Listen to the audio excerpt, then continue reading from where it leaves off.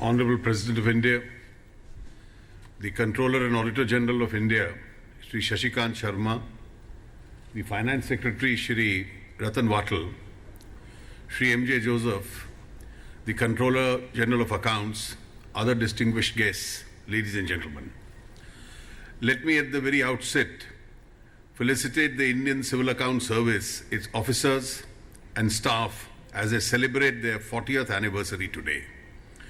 Such occasions provide an opportunity to reflect on past achievements and ponder over emerging challenges and opportunities. I am thankful to the Honorable President of India for graciously consenting to be the chief guest at today's inaugural function.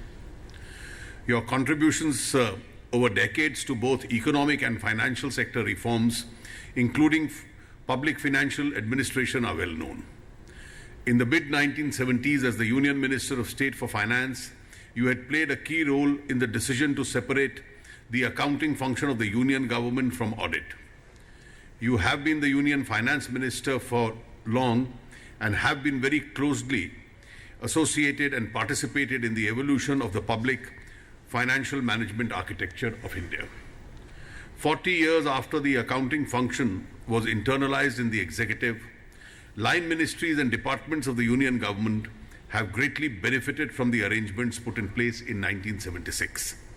With the changed ownership of the payment function from the external audit agency to the executive, significant improvements have taken place in the payment obligations of the government, financial reporting of both expenditure and receipts, and evaluations of utilization of funds voted by Parliament.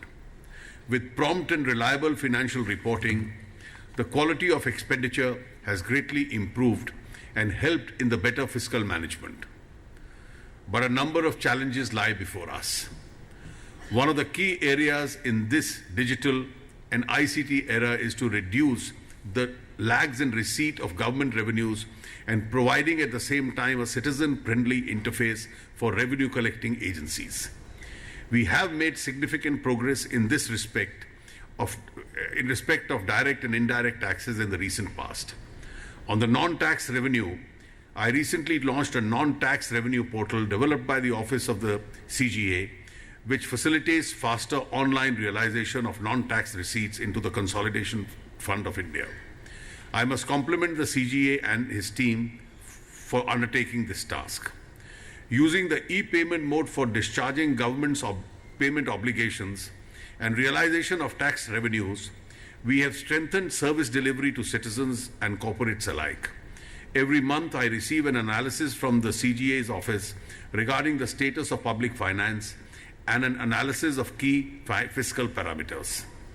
The public financial management system has evolved into a useful MIS tool for the central government.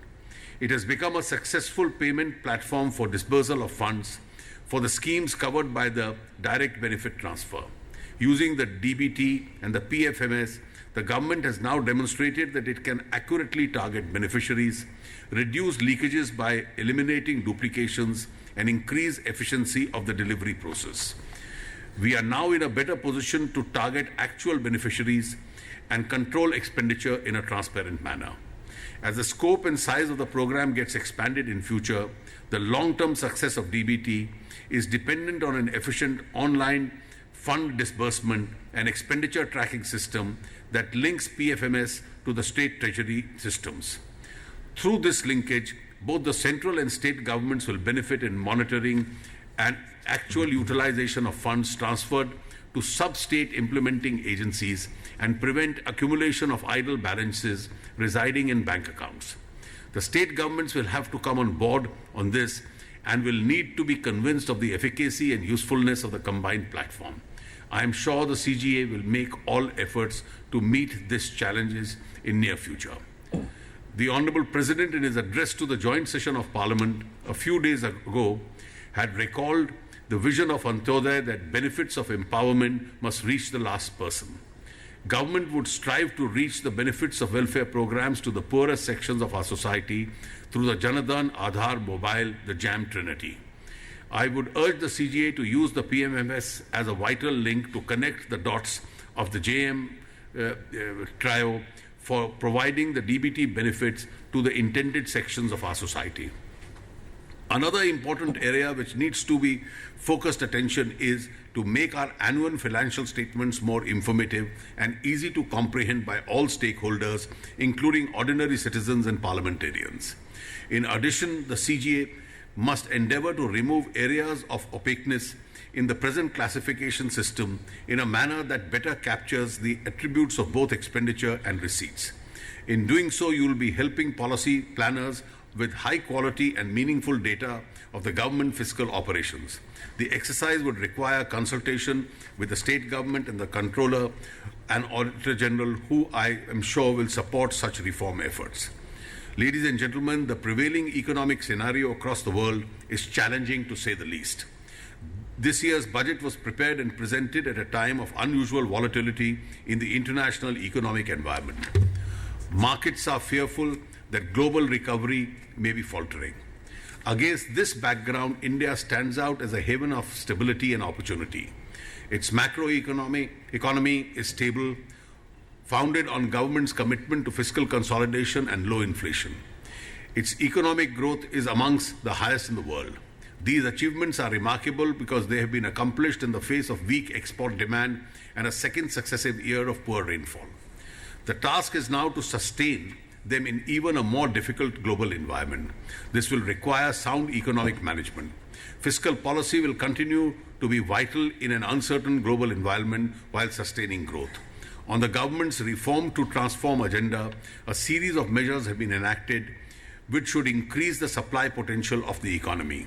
We want to create wealth and spread that wealth across the economy, especially to the farmers, the vulnerable and the disadvantaged groups. Sabka Saath, Sabka Vikas is our guiding philosophy, which we will strive to meet every day. Enhanced social sector spending aimed at promoting equitable growth and increasing demands for better services from the government has raised the need for a new and improved accountability paradigm. It is therefore imperative to strengthen our expenditure management strategies and further improve on the quality of expenditure for achieving higher social outcomes. We have recently received a report of the Expenditure Management Commission constituted to recommend the ways to improve the efficiency of the public expenditure.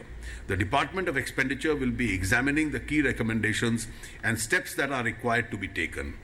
The Controller General of Accounts would also need to play an important role in the implementation process of these recommendations.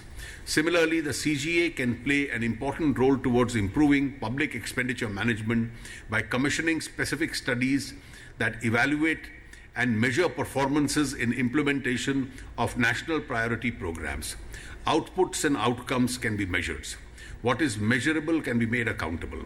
Our object is to learn from the past experience in implementation of major projects and schemes and rectify weaknesses through suitable modifications in the design of future projects. We may have to go beyond the government system to draw upon the domain expertise and associated skills available with professional bodies. In partnership with professional bodies, we could start building capacity in our system over a period of time. Finally, I am aware that the mandate of your service is that of the union government. I do hope that through your interaction and dialogue with state governments, you will be able to reach out, share insights and knowledge with them, and establish synergies for mutual benefit. Ultimately, both governance and development impact the states and even below at the Panchayat Raj level institutions. Government interventions must reach out and touch people's lives in a positive manner. Only then the governance will become citizen-centric. With these thoughts, let me once again wish the officers and the staff of the service a very bright future and a very successful celebration of your 40th anniversary. Thank you very much.